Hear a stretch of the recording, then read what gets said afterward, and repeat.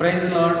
దేవుడు మనకు అన్నీ అనుగ్రహించినప్పుడు, దేవుడు సకలాన్ని మనకు అనుగ్రహించినప్పుడు మనం దేవుణ్ణి స్తుతించడం, దేవుణ్ణి ఆరాధించడం అది ఎవరైనా చేయగలుగుతారు. కానీ దేవుడు మన జీవితంలో శ్రమలను అనుమతించినప్పుడు, కష్టాల గుండా ఇబ్బందుల కొలువులో మనం నలుగుతూ వెళ్తూ ఉన్న సమయంలో, ఆ సమయంలో కూడా మనం దేవుణ్ణి ఆరాధించగలిగినప్పుడు, యోగు వలె మనం దేవుని వైపు చూడగలిగినప్పుడు, దేవుని యొక్క నిర్దోషత్వమును కనిపెట్టుకొని ఆయన సన్నిధిలో మనం వేడుకున్నప్పుడు ఆయన మనల్ని కాపాడుతాడు.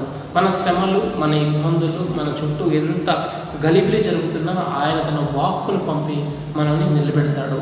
2వ దశలోనికి రాసిన పత్రిక 3వ అధ్యాయం 3వ వచనంలో ఈ విధంగా రాయబడి ఉంది: ప్రభువు నమ్మదగిన వాడు, ఆయన దుష్టత్వం నుండి మిమ్మల్ని తప్పించి మిమ్మల్ని స్థిరపరుస్తాడు.